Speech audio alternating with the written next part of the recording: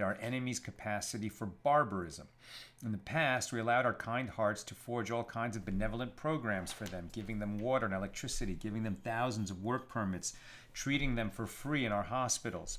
Yahya Sinwar, the Hamas barbarian responsible for the October 7th atrocities, had a life-saving brain tumor operation in an Israeli hospital while incarcerated in Israel. He was released in the Shalit deal. This is his thanks. The peace so hoped for by so many Israeli leaders has suddenly and shockingly been exposed in all its dangerous delusion and bankruptcy. Today, there is no right, no left, there is no Tel Avivian, and no settler. We are all one nation, indivisible. Attempts by Hamas to sow discord, exploiting our despair over our hostages by dangling false deals in front of us won't work. In a joint news conference, our leaders this evening unanimously confirmed that there is only one way to get our hostages back: defeating Hamas. I'm reading from a diary. We Israelis are tired but determined. 500,000 of us have been uprooted from our homes, and those lucky enough to still be in theirs have had to deal with sirens and worries over family members serving in the military. But I want to make something abundantly clear. We have never, ever been prouder to be Jews and to be Israelis. While the rest of the world seems to have sunk to the depths of depravity in supporting the most evil acts imaginable, our people have risen to the challenge of defending each other with love and sacrifice. You can help. Get online and respond to any pro-Hamas propaganda. Tell the world that little Israel is a nation of heroes, the most just and moral people on earth, and that we fight for righteousness against a depraved enemy that has no respect for human life, even their own people's. Tell them that there will be a ceasefire the moment Hamas frees our hostages and surrenders. Tell them that Hamas are committing crimes against humanity by targeting civilians and putting their war machine beneath hospitals, mosques, and schools. That's an excerpt from a diary. I don't even know who wrote it. I don't have the name of the person. I believe it's an Israeli soldier near the front lines who's also a poet. But I don't know who the writer is, but I think he captures brilliantly the feeling of the nation both within the Holy Land and around the world. Good evening. How's everybody doing? Let's light up the darkness.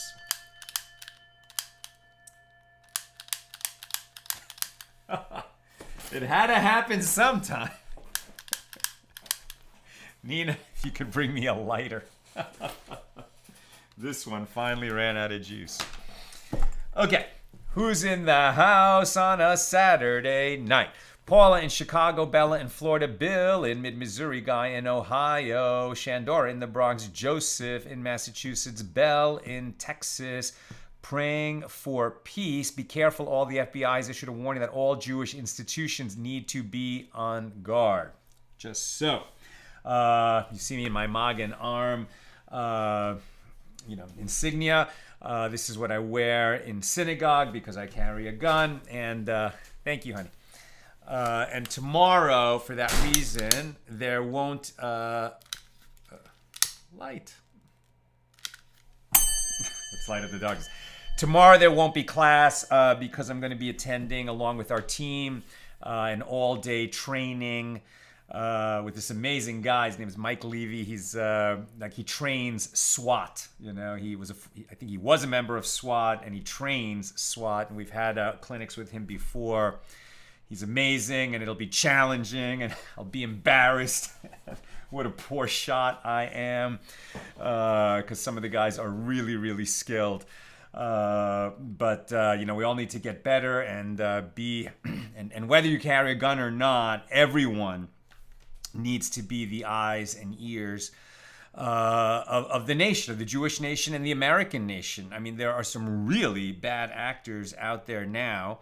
And I've never in my lifetime seen Jew hatred so overt. Are we getting freezing? think it's okay. So overt. I mean, here in Los Angeles, cars are riding around, shouting at people who are visibly Jewish, walking down the street. And it's not just free Palestine. It's, kill all the Jews. I mean, they're just saying, they're saying the silent part out loud. I'm sure people, Jew haters have been saying and have been thinking these things for a long time, but now they're just out and out saying it. New York City, incidents one after another. And I mean, people have put up these posters of the hostages who are children, even babies, and other people feel like they're, striking a blow for freedom by tearing down those signs. We are in new territory. Dangerous times, and I think that it is important at these times to not only be vigilant and aware and careful and walk in groups and protect yourselves, but also, just like the poet from whose diary I was reading earlier said, it's time to be proud. We've got to be proud Jews. We've got to share what's beautiful in the Jewish tradition with the world. We can't run and hide. The Jews received Torah on behalf of the world, right? So that's why it's wonderful that we have a forum like this, where I know that in our group, in our class, in our community, there are Jews and non-Jews learning together. Thank God, right? We are forging peace, and we're showing that Torah, as the Psalm says, all its ways are peace. Okay, let's get to work. Again, no class tomorrow because I'll be in training. We'll resume on Monday. So we picked this up on 70b. This is a very colorful page that we have today. So even though we're a few pages behind, we won't attempt to do catch up tonight. So near the bottom of 70b, and our page is 71. The Gemara, and we are discussing Mishna number 1 here in chapter 4 of Tractate Kiddushin, the 20th volume of the Talmud. So we are in the 20th, right? Like I was saying, the 20th and the 19th volume, the 20th volume, and then I kind of lost it. And it's because some of the volumes have multiple tractates in them, so I have to go and make my count again. But it's the 20th, right? Anyway, we're in chapter 4 of Tractate Kiddushin. The Gemara discusses an idea raised earlier. Rabbi Avin bar Rav Ada says that Rav says, concerning anyone who marries a woman who is not suited for him to marry, right? So the sort of prime example of this in our discussion is a mamzer, right? So the mamzer, sadly, is the child of either an adulterous or an incestuous union. So Jewish law prohibits the mamzer from marrying a regular Jew who's not a mamzer, whether he be a priest or a Levite or a Yisrael. But the mamzer has some people that he can marry, like another mamzer. So here you're talking about if you marry somebody who's prohibited to you. Also, a priest is prohibited from marrying a divorced woman. That doesn't produce a mamzer, it produces a halal, right? If they have a child, he's a priest who's disqualified from serving in the temple. So that's another one of these kinds of prohibitions. So Rabbi Avin bar Rav Ada says that Rav says, concerning anyone who marries a woman who is not suited for him to marry, when the Holy One, blessed be He, rests His divine presence upon the Jewish people, He testifies with regard to all the tribes that they are His people. But He does not testify with regard to he who married improperly. As it is stated, the tribes of the Lord as a testimony to Israel. When is it a testimony to Israel? When the tribes are the tribes of the Lord, but not when the lineage is flawed. Rabbi Chama, the son of Rabbi Hanina, says, when the Holy One, blessed be He, rests His divine presence, He rests it only upon families of unflawed lineage among Israel. As it is stated at that time, says the Lord, will I be the God of all the families of Israel. Jeremiah 30:25, of all Israel is not stated, but rather of all the families, which includes only those of unflawed lineage, the renowned families of Israel. Now the verse from Jeremiah ends with the words, and they shall be my people, and they shall be my people. So Rabbah bar Rav Huna says this is a higher standard than differentiates between those born as Jews and converts. As with regard to those born as Jews, it is written about them, and I will be their God, and they shall be my people. Ezekiel 37:27. Whereas with regard to converts, it is written, for who is he that has pledged his heart to approach unto me, says the Lord? And you shall be my people, and I will be your God. Jeremiah 30, verses 21 and 22. And this teaches that converts are not drawn close to God, as indicated by the words, and I will be your God, until they first draw themselves near to God, as indicated by the subsequent phrase, and you shall be my people. I think that's a very interesting teaching.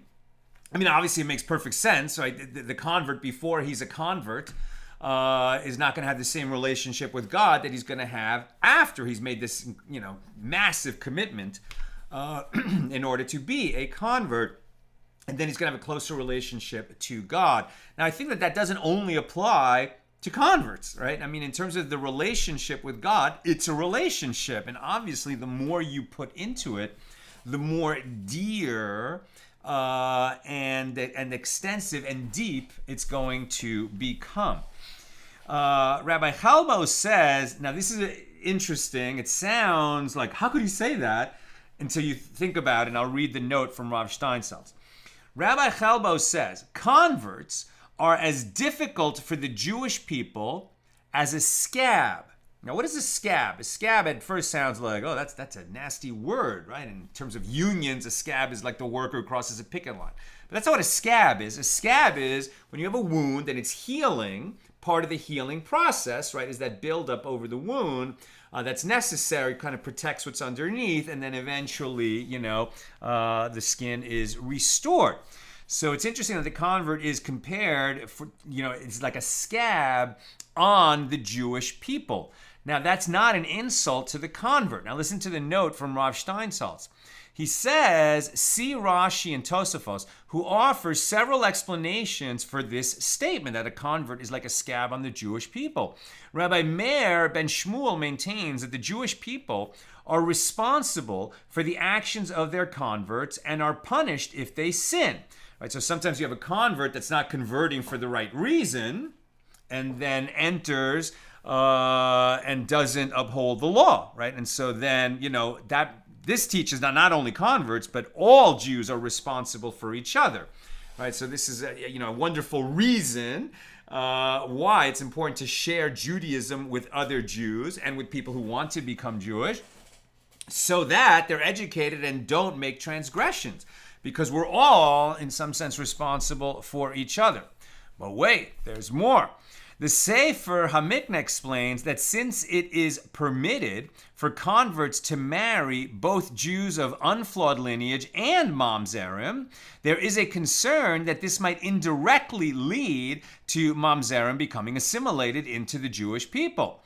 Tosafos on Tractate Yevamos suggests that since the Torah warns on many occasions, right? The Torah itself, the written Torah, warns on many occasions not to upset converts in any manner. Right? Once a person joins the Jewish people as a convert, it is prohibited, strictly prohibited, to remind them that they are a convert and somehow different than the other Jews. They're a Jew like everybody else. And therefore, because there's a sort of added sensitivity about converts, it becomes another avenue for transgression for other people, right? You have to be very careful, right? So Tosafos on Tractate Yevamos suggests that since the Torah warns on many occasions not to upset converts in any manner, Jews are often punished for their failure to keep this instruction. It's an absolute shortcoming to make a convert feel bad in any way. Now, that goes not only, I would say, for the convert, but also for the Baalei Teshuvah, right? People like us, Nina and I, who as adults, sort of became reattached and ever, always trying to learn more and become, better at, let's say, being Jewish, to be able to pray in Hebrew and to know what to do. And, like when you reconnect and seek to become from and pious and religious and Orthodox, at a later age, like you didn't have all that background as a child, and the convert would have the same situation. And so, it takes a kind of great gentleness and gentility among people who know more to sort of like give you the clues and the information that you need so that you can, observe the commandments properly without being embarrassed, because it's so easy to be embarrassed when, the little 6-year-old next to you in synagogue knows more about how to pray and when to bow and when to stand up and all those things than the adult. And it takes, a lot of humility to reconnect as an adult or to learn or to convert. And you just have to be, you might be you might be a Nobel laureate in your field. But then when you seek to become a more learned Jew, suddenly you're like a kindergartner, and that's just the process. Okay, Rabbi Halbo then just gives a proof of why he says this, that converts are like a scab. And then Rabbi Chama Bar Chanina says, when the Holy One, blessed be He, purifies the tribes, now I'm on 71a, right? When we're talking now about the Messianic age, right? So Rabbi Chama Bar Chanina says, when the Holy One, blessed be He, purifies the tribes, i.e. clarifies their lineage, He will purify that of the tribe of Levi first, right? So very interesting. So we're talking about when Mashiach comes, when the Messiah comes, then we're going to have to clarify who's who, right? Because over the centuries, momsers, married people who weren't momsers, that weren't permitted to them, and no one knew because they had already become assimilated. And there's a muddling of the lineage. Mostly priests know who they are. The Kohanim know who they are. And the Levites know who they are. But, there might have been mistakes made in the, not just centuries, but millennia. So when Mashiach comes and we need priests, right, of direct, unflawed lineage back, to Aaron the Cohen, and who were Jewish all the way. And likewise for the Levites, so that they can serve in the third temple, which tradition holds God will build, right? Solomon built the first temple, and Ezra and the people with him who returned from Babylonia built the second temple, and the third temple will be built by God's self. But who's going to serve there, right? The Kohanim and the Levites. So, and the Kohanim are a subset of the Levites, so God will purify the tribe of Levi first, as it is stated with regard to the angel sent forth by God. This is from Malachi 3:3. And he shall sit as a refiner and purifier of silver, and he shall purify the sons of Levi, and purge them as gold and silver. And there shall be they that shall offer to the Lord offerings in righteousness, right? When Messiah comes, these are going to be the people bringing the offerings, serving in the temple and bringing the offerings. So Rabbi Yehoshua ben Levi says, money purifies mamzerim. What does he mean? Money causes rich mamzers to become assimilated with Jews of unflawed lineage, since other families marry them despite their flawed lineage. In the future, God will not single them out as mamzers, as it is stated, and he shall sit as a refiner and purifier of silver, which teaches that money, i.e. silver, purifies them. What then is the connection to the next part of the verse? They that shall offer to the Lord offerings in righteousness. Rabbi Yitzchak says, the Holy One, blessed be He, performed an act of righteousness with the Jewish people by establishing that a family that has become assimilated with Jews of unflawed lineage remains assimilated. They are not removed from their tribe despite their flawed lineage. So it's almost like, somehow Mamzer married in, didn't reveal he was a Mamzer, or the family knew he was a Mamzer but didn't care and they hid it. And you would think that later this would be revealed, like it was in a couple examples we had on the previous page. and then, somebody who had this knowledge would reveal it, or Mashiach would come and reveal it, and all these families that thought they had unflawed lineage suddenly would realize that they had prohibited marriages. It would be a terrible shock and embarrassment. And actually we learn here that, if time passes and the mamzer was not revealed, we're not going to embarrass the children and grandchildren and other descendants of those unions. And that seems to be a great kindness from the Lord. Now, with regard to the matter itself that was discussed earlier, the lineage of the Jews in various lands, right? Comparing which families or which Jewish communities have better sense of, unflawed lineage and flawed lineage, comparing three basic places: the Babylonian Jewish community, the community in the land of Israel, and everywhere else.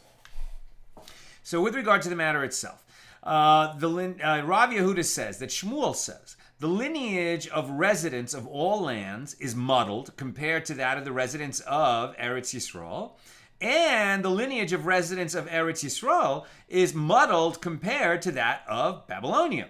And the Gemara relates, in the days of Rabbi Yehuda Hanasi, they sought to establish the lineage of the Jews in Babylonia as muddled relative to that of Eretz Yisrael. In other words, the people of Eretz Yisrael wanted their lineage to be considered superior to that of the residents of Babylonia, so that if people from Eretz Yisrael would wish to marry Babylonians, they would have to investigate the lineage of the Babylonians.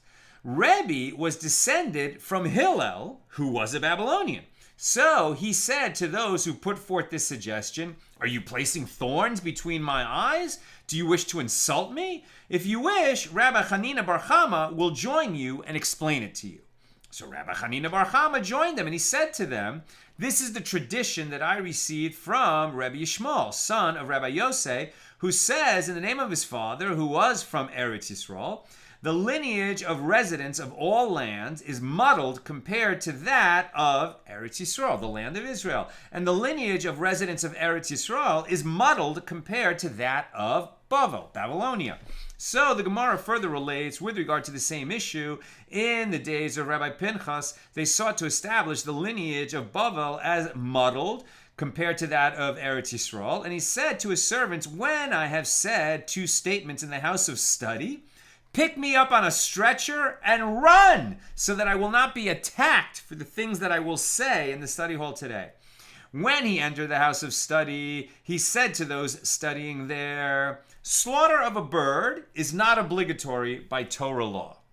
While they were sitting and scrutinizing this novel law, this novel halacha, he said to them, "The lineage of residents of all lands is muddled compared to that of Eretz Yisrael, and the lineage of the residents of Eretz Yisrael is muddled compared to that of Bavel." And his servants picked him up on the stretcher and ran. And those that were in the house of study pursued him, but they could not catch him.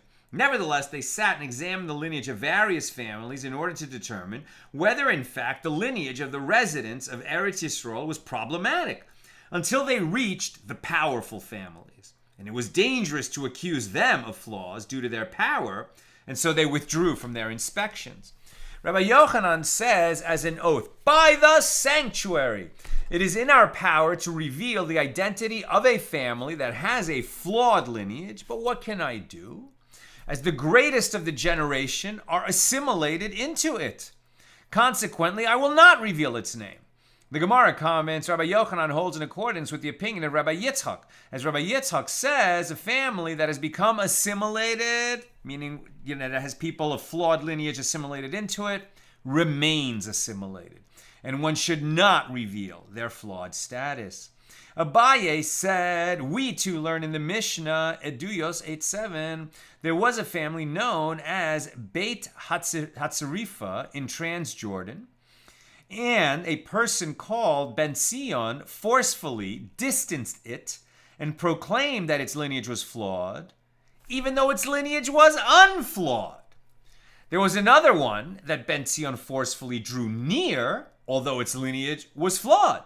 And the Mishnah adds, known families such as these, Elijah, the prophet, comes to declare impure and to declare pure, to distance and to draw near. Meaning, a prophet like Elijah can come and tell us who's flawed and who's not. We cannot.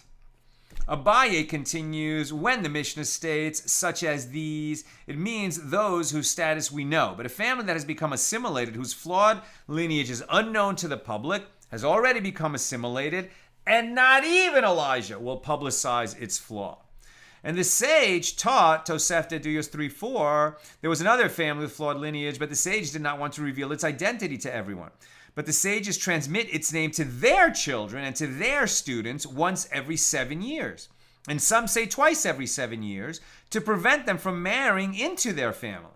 Rav Nachman Bar Yitzchak says it stands to reason in accordance with the one who says that they transmit it once every 7 years, as it is taught in a Baraisa, Nazir, one who says, I am hereby a Nazir if I do not reveal the names of the families of flawed lineage among the Jewish people. He should be a Nazir and not reveal the identity of such families. Remember that the sages, even though there's a law in the written Torah about how you can become a Nazir, a Nazirite, taking a vow to abstain from wine and grape products and coming into contact with the dead and cutting your hair, etc., one should not take that vow. It is very strongly discouraged. But if you said, I'm going to be a Nazir unless I reveal the names of these flawed families, then better you should be a Nazir.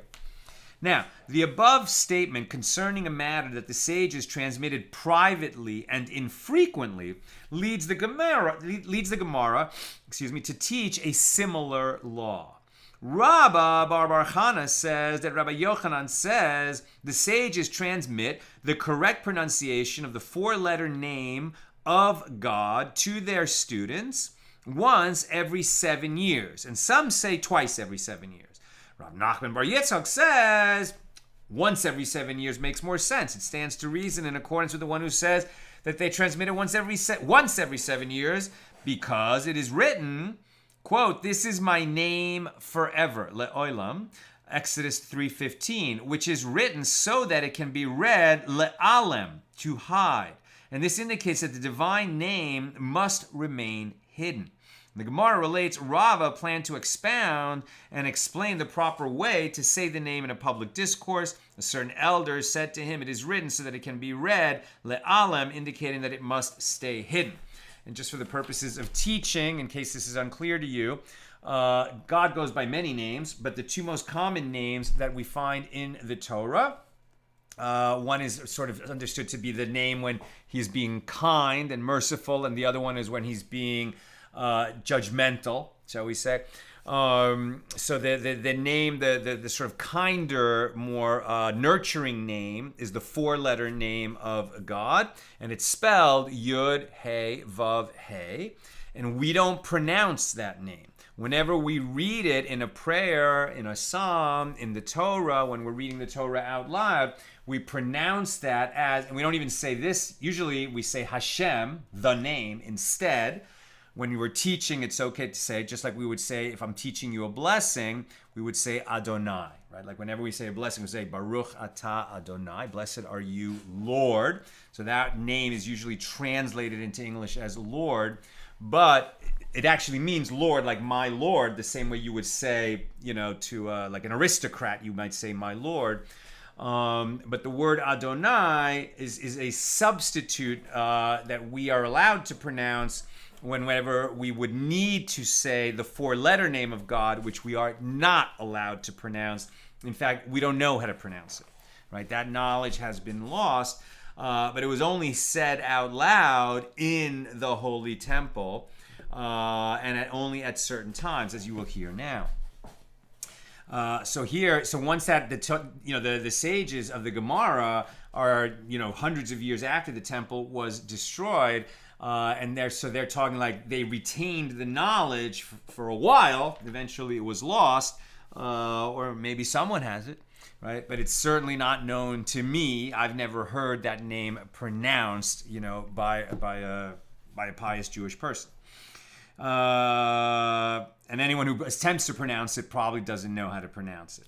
So, Rabbi Avina raised a contradiction. It is written, this is my name, indicating that the name as written is that of God, and it is written, this is my remembrance, in Exodus 3:15, which indicates that it is not God's actual name, but merely a way of remembering his name. And the explanation is as follows: the Holy One, blessed be he, said, not as I am written, am I pronounced. I am written with the letters Yud He Vav He, while my name is pronounced with the letters Aleph Dalet Nun Yud, as I just explained. And the sages taught initially the sages would transmit the 12-letter name of God to any person. When the uninhibited ones who used the name disrespectfully increased, they would transmit it only to discrete members of the priesthood, the Kohanim, and the discrete members of the priesthood would pronounce the name during the priestly benediction. Right, when the Kohanim go to the front of the room during holidays in Israel, they do it every day to bless the congregation. So they would know how to use this name. I don't even know what the 12-letter name is. And let's go on. During the priestly benediction, and they would conceal it by saying it during the sweet melody of their priestly brothers, so that it would not become publicly known. And it is taught in a Baraisa, the Rabbi Tarfon, who was himself a priest, said, on one occasion I ascended after my mother's brother to the platform to give the priestly benediction, and I inclined my ear near the high priest, and I heard him conceal the name during the sweet melody of his priestly brothers. Rabbi Tarfon must have lived during the end of the Second Temple period when there was a high priest. Rav Yehuda says that Rav says the 42-letter name of God may be transmitted only to one who is discreet and humble and stands at least half his life and does not get angry and does not get drunk and does not insist upon his rights but is willing to yield. About such a person, there is no concern that he might reveal the name in a fit of anger or drunkenness. And anyone who knows this name and is careful with it and guards it in purity is beloved above and treasured below, and fear of him is cast upon the creatures, and he inherits two worlds, this world and the world to come. The Gemara returns to the issue of lineage. Shmuel says in the name of a certain elder, a family in Bavel has a presumptive status of unflawed lineage until it becomes known to you in what way it was rendered of flawed lineage. Right? So we've seen several times that because when Ezra took a subset of the Jewish community from Bavel back with him to Israel at the beginning of the Second Temple period, he took all the people of flawed lineage with him. And that left the Babylonian Jewish community unflawed. So we see that if a Jew, at least at the time of the Gemara, came from that Babylonian Jewish community, we assume that they have unflawed lineage.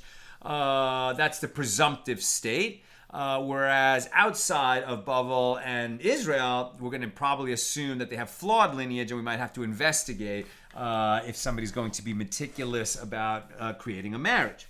So, a family in Bavel has a presumptive status of unflawed lineage until there's a reason to believe it's flawed. Conversely, a family from other lands has a presumptive status of flawed lineage until it becomes known to you in what way they are unflawed. As for the families of Eretz Yisrael, one who has a presumptive status of flawed lineage is of flawed lineage, and one who has a presumptive status of unflawed lineage is of unflawed lineage. So that's a little bit difficult. We understand that, okay, in Bavel, we assume they have unflawed lineage. Everywhere else in the diaspora, we assume they have unflawed lineage until proven otherwise. But what does it mean that in Israel, some people are presumed to have flawed lineage and therefore have flawed lineage, and some people are presumed to have unflawed lineage and therefore have unflawed lineage, and how do we distinguish?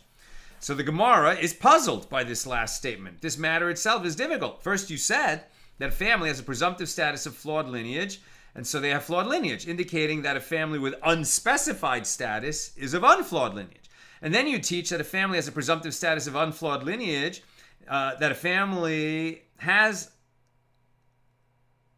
a presumptive status of unflawed lineage is of unflawed lineage, indicating that a family with unspecified status is of flawed lineage. So Rav Huna bar Tachalifa said in the name of Rav, La Kasha, this is not difficult. Now we're on 71b. Here in the final clause, it is referring to marrying a woman to him. And the law is that a family with no presumptive status requires investigation before one of them marries.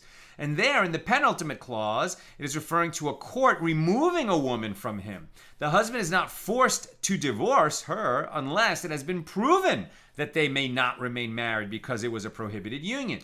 Now, Rav Yosef says anyone whose speech is Babylonian, i.e. anyone who speaks the Babylonian language with a Babylonian accent, is allowed to marry a woman without having his lineage examined because the Babylonian Jews have a presumptive status of unflawed lineage. The Gemara comments, but nowadays, when there are swindlers who may speak with Babylonian accents in order to avoid scrutiny, we are concerned even about those who speak like Babylonians. And the Gemara relates the sage Zeiri, a Babylonian, was avoiding Rabbi Yochanan, who was from Eretz Yisrael, since the latter kept saying to him, marry my daughter. One day, when they were walking along the way, they arrived at a large puddle of water. And Zeiri lifted Rabbi Yochanan upon his shoulders and carried him over the puddle out of respect. You know, we've learned elsewhere that Rabbi Yochanan was rather large. Incredibly handsome, but also rather large. So this prospective son-in-law was obviously quite a strong fellow, in addition to being a great Torah scholar. Rabbi Yochanan wouldn't sought him as a son-in-law. So Rabbi Yochanan said to him, our Torah is fit and worthy of honor in your eyes, and yet our daughters are not fit? Why are you avoiding me that you don't want to marry my daughter? What is your reason for not wanting to marry my daughter? So Rabbi Yochanan continued, if we say a reason not to marry my daughter is from that which we learned in a Mishna, here on page 69a, that there were 10 categories of lineage among the Jews who ascended from Babylonia, priests, Levites, Israelites, as well as many of flawed lineage, and you are concerned about the mamzers among those who live in Eretz Yisrael, is that to say that all of the priests, Levites, and Israelites ascended to Eretz Yisrael? Certainly Jews of unflawed lineage remained in Babylonia, and just as there remained from these unflawed categories in Babylonia, there also remained individuals from these, the flawed categories. Therefore, marrying only Babylonians will not alleviate your concern. So the Gemara comments, in fact, this statement of Rabbi Elazar escaped Rabbi Yochanan, because Ezra did not ascend from Babylonia until he made it like fine flour, and then he ascended, meaning he removed all the people of flawed lineage from Babylonia. Now the Gemara relates another incident. So we don't know if Zeiri ever married Rabbi Yochanan's daughter. But we move on. Ula arrived in Pumbedisa to the house of Rav Yehuda. Rav Yehuda, we know you don't argue with Rav Yehuda. And he observed that Rav Yitzchak, the son of Rav Yehuda, was grown up and was unmarried. So Ula said to Rav Yehuda, what is the reason that the master does not marry a woman to his son? And Rav Yehuda said to him, do I know from where I can find a woman to marry him? I am concerned about flawed lineage. Ula said to him, is that to say that we know where we come from? Can we be sure that our lineage is unflawed? Perhaps we are from those about whom it is written, they have ravished the women in Zion, the maidens in the cities of Judah. From Lamentations 5:11, right at the time of the destruction of the first temple, when Nebuchadnezzar led, the Babylonian non-Jews, the big army, to destroy the first temple and sack Jerusalem, tremendous numbers of Jewish women were raped by Gentiles, as sadly has happened many times in Jewish history. And if you would say that you are not concerned, this is Ula still speaking, and if you would say that you are not concerned about that possibility, since you maintain that in the case of a Gentile or a slave who engaged in sexual intercourse with a Jewish woman, the lineage of the offspring is unflawed, right? Even if the Jewish woman was raped, her son or her daughter is a Jew. Perhaps we come from those about whom it is written, now this is Amos 6:4, that lie upon beds of ivory and stretch themselves upon their couches. And Rabbi Yosef, the son of Rabbi Hanina, says in explanation of this verse, these are people who urinate naked before their couches. And Rabbi Abahu ridiculed this interpretation, and he said, if so, if this was their sin, is that which is written, therefore now shall they go captive at the head of them that go captive? In Amos 6:7, should it be that because they urinated naked before their couches, that they go captive at the head of them that go captive? That act is admittedly distasteful, but is not so severe a transgression to warrant such a punishment. Rather, Rabbi Abahu says, Who are these people that lie upon beds of ivory and stretch themselves upon their couches? These are people who eat and drink together and attach their beds together and exchange their wives with each other and befoul their couches with semen that is not theirs. Sadly, the Jewish people include the descendants of such people who are full-fledged mamzer. Right? So in every age, you had these licentious people addicted to licentious sexuality, going to orgies and such. And, it's bad enough that they're fornicating and engaging in prohibited sex, but it's producing children of unknown lineage, clearly mamzers, etc. So Rav Yehuda said to Ula, well, if so, what shall we... Now remember, Ula is saying to Rav Yehuda, you're so worried about finding somebody of unflawed lineage for your son, but are you so sure that we, even us sages, are of unflawed lineage? Maybe somewhere way back we had an ancestor who was just as bad as this. So Rav Yehuda said to Ula, if so, what shall we do? How can we clarify which families are of unflawed lineage? Ula said to him, go after the silence. Like the way the people of the West, meaning Eretz Yisrael, how they examine people. When two people quarrel with each other, they observe which of them becomes silent first. And then they say, this silent party is of finer lineage. Isn't that interesting? When people become quarrelsome and they start arguing and fighting and one-upping each other and getting red in the face, the one who says, you know what, this is not for me, and walks away from the argument, that is a person of finer lineage. Rav says, the silence of Babylonia is its lineage. In other words, this is an effective method of examining a person's lineage in Babylonia as well. And the Gemara asks, is that so? But Rav arrived at the house of the son of a vinegar strainer and examined them. What? Is it not that he conducted an examination into their lineage? And the Gemara answers, no, he conducted an examination into their silence. And this is what Rav said to those conducting the examination. Examine whether they become silent when they quarrel or whether they do not become silent. I mean, we've heard before that silence is golden. Better to be silent and thought a fool than speak and remove all doubt, etc. But now you're hearing that silence is a mark of distinction, of good breeding. Somebody who knows how to keep their mouth shut and to walk away from an argument. This is the type of family you want your children to marry into.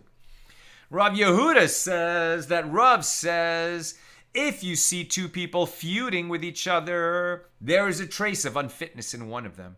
In other words, there are grounds to suspect that the lineage of one of them is flawed. Consequently, that one is prevented by heaven from joining the other through marriage, and that leads them to feud with each other.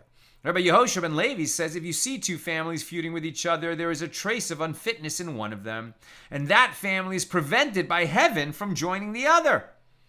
Rav, Papa the Elder, says in the name of Rav, Babylonia is healthy with regard to lineage and clear of suspicion. Mishna is dead, meaning that all its inhabitants have flawed lineage. Media is sick, and Elam is moribund.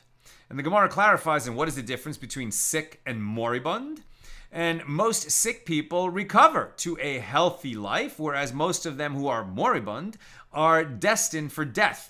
Likewise, like this is morbid, I think is the way we usually say this, but moribund, okay? So likewise, the majority of the residents of Media had flawed lineage, while the majority of those living in Elam, most of the residents of Media had unflawed lineage, while the majority of those living in Elam had flawed lineage. After having determined that those from Babylonia are presumed to have unflawed lineage, the Gemara clarifies what the borders of Babylonia are with regard to this issue. Until where does the width of Babylonia extend? And Rav said, until the river Azak, which empties into the Euphrates. And Shmuel said, until the river Yoani, which also empties into the Euphrates. And the Gemara asked, until where does the border extend upward, meaning northward, on the Tigris? And Rav said, until the places called Bagda and Avna. And Shmuel said, until Mushakane. And the Gemara asked, but according to Shmuel, isn't Mushakane included in Babylonia? But didn't Rabbi Chia bar Abba say that Shmuel says that Mushakane is like the exile, meaning it is like Pumbedisa in central Babylonia with regard to lineage? Rather, Shmuel meant until and including Mushakane. And the Gemara asks, how far does the border extend downward, meaning southward on the Tigris? And Rav Shmuel said, until the city of Lower Apamia. And the Gemara comments, there are two cities called Apamia, the upper one and the lower one, in terms of the lineage of their residents. One is unflawed and the other is flawed. And they are separated by distance of a parasang, and they are particular with regard to one another. The residents of the two cities avoid each other to the extent that they do not even loan each other fire to prevent them from developing a closeness with each other. And your mnemonic to remember which is that the unfit one is the one that speaks the Mishon dialect. As stated above, Mishon is considered dead with regard to lineage. And the Gemara further clarifies, how far does the border extend upward, meaning northward on the Euphrates? And Rav said until the fortress of Tulbakane. And Shmuel said until the bridge over the Euphrates. And Rabbi Yochanan said until the crossing at Gizma. And the Gemara relates Abaye would curse, and some say it was Rav Yosef that would curse, one who ruled in accordance with the opinion of Rav, as he held that Rav extended the border too far north. And the Gemara is puzzled by this statement. Why did he curse one who ruled in accordance with the opinion of Rav, but he did not curse the one who ruled in accordance with the opinion of Shmuel? But the bridge over the Euphrates is further north than the fortress of Tulbakne. Rather, he would curse one who ruled in accordance with the opinion of Rav, and all the more so one who ruled in accordance with the opinion of Shmuel. And if you wish, say, in fact, he cursed one who ruled in accordance with the opinion of Rav, but he did not curse one who ruled in accordance with the opinion of Shmuel. And the bridge of the Euphrates actually stood further south. And I'm so close to done. Any questions, comments, get them in now. And it is only now that the Persians moved the bridge further up northward. Nabaye said to Rav Yosef, until where does the border extend on this western side of the Euphrates? And Rav Yosef said to him, what are you thinking? Why do you ask? It is due to the town. Is it due to the town of Biram? Even those of pure lineage who live in Pumbedisa marry women from Biram, which demonstrates that the residents of Biram are presumed to have unflawed lineage. And there we'll stop. Let me get a couple of questions and comments, and I'll just remind you, no class tomorrow because I'm attending an all-day SWAT training with our security force, Maganam, and it's actually 2 hours away from, like an hour and a half away from LA, but with traffic could be anything. And, 8 hours of training, so I'm just not going to make it back in time. And I'll be exhausted when I come back, I can assure you. Okay, 2 questions. Joseph, are Noahides required to go for a Beis Din? No. Why would they need to do that? All people are Noahides, right? In the sense that all humans are obligated in the mitzvahs b'nei Noach, the Noahide laws. And then Jews have an additional 606 commandments that they are bound by. But you don't have to become a Noahide. If you're not a Jew, you are a Noahide. Although you might say that somebody actually becomes a Noahide when they commit to live by the Noahide laws, to establish courts of law, to have a law-abiding society, not to curse God's name, not to commit idolatry, not to rape or murder or rob, and not to tear a limb from the living. Usually means not to tear a limb from a living animal in order to eat it. Now, those laws seem pretty easy to follow. Who's going around cursing God's name, murdering, raping, robbing, etc.? Most people are happy to live in a law-abiding society. But to really understand what those laws are and how they're applied also requires Torah study, right? Also requires learning. But you don't have to go to a Beis Din to be a Noahide. You just say, I commit to live by those laws, and you are a Noahide. It's my understanding. Bill, I don't know how much I believe the idea of being able to discern lineage from behavior. valid point. I've known too many people of outstanding moral character who were born out of wedlock or the consequence of adultery, or I suppose it could be as simple as a knee-jerk disdain of the idea of good breeding among humankind. Yeah, here we're talking about a very specific kind of breeding, as it were. It's really just about mamzers under Jewish law and other prohibited unions under Jewish law. So I would certainly agree with you, Bill, that there are plenty of people, who we should, I guess we might call them the country club set, right? Who are very genteel and who sort of exhibit that behavior that in American culture we would call good breeding, and behind closed doors are simply awful people. Too many examples to name. And likewise, people who, come from the gutter, as it were, and who have such fine hearts and such kind hearts and such sensitivity to the needs and feelings of others. So I certainly share, your reaction to this. But I think that this idea that, somebody who knows how to be quiet, and even more somebody, who's a talker, and I'm a bigger yacker than anybody, who has to train himself, because it's hard for me to just shut up when the time comes to shut up. That when you see people, it's just a marker, and it is not, I would not say it's a dispositive marker. But it's something, it's worth learning, it's worth aspiring to become a person who knows to be quiet when it's time to be quiet, shall we say. That's what I've got for us tonight. And with God's help, we'll be together again Monday night at the regular time, 6 p.m. Pacific. Have a good one. And Shavua Tov and good Vach.